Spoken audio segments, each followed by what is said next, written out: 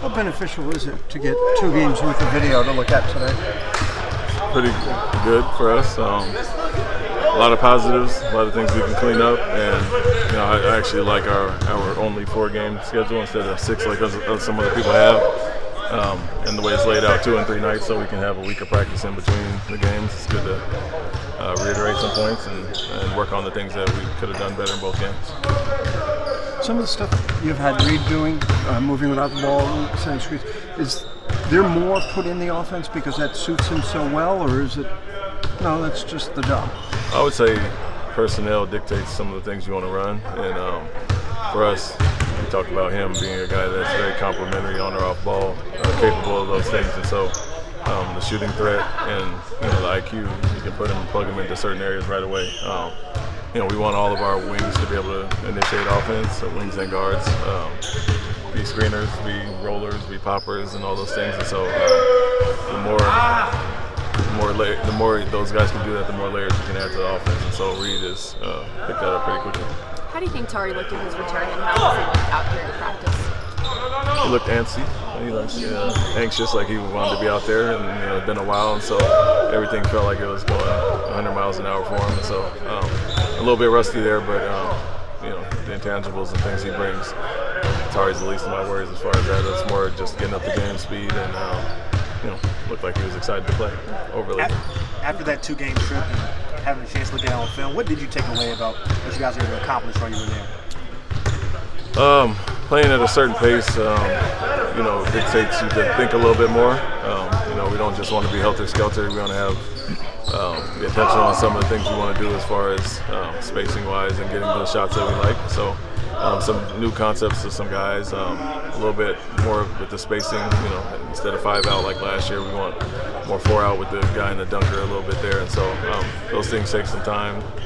We've more so focused on the full court transition stuff more than the half-court sets that we sprinkled in little by little, and so it's just going to take a little bit of time, and at times we're asking them to play fast but not play sloppy, and so we got a little bit of both in both games. What do you think of pace and kind of moments where there's maybe some sloppy play? How difficult is it to balance playing with more pace, playing maybe a more up-tempo style at times, but also still adhering to kind of the defensive principles that had this team in the top 10 defense last year? Yeah, I don't know if there's any translation to us playing faster offensively, and I think we're going to rely on our defense and want to improve on that from last year. What I will say is we sacrificed pace for taking care of the ball and getting quality shots last year, and that was a big thing from going 29th to 7th or 8th in turnovers. I think that was a big point of emphasis for us going into the season. Now we want to do both, take care of the ball, but play at a certain pace and continue to get shots, and I don't think that takes away from our defensive focus at all.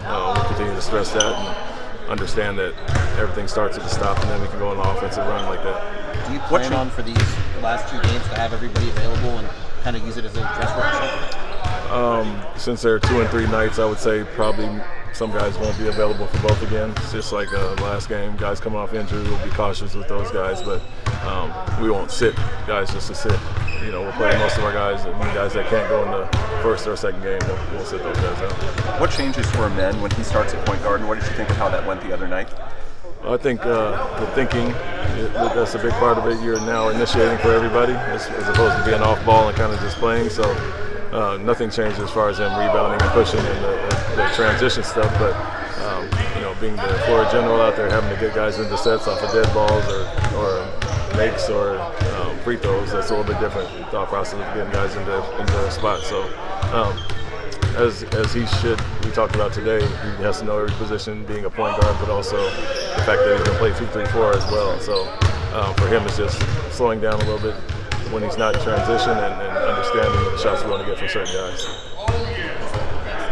Thank you.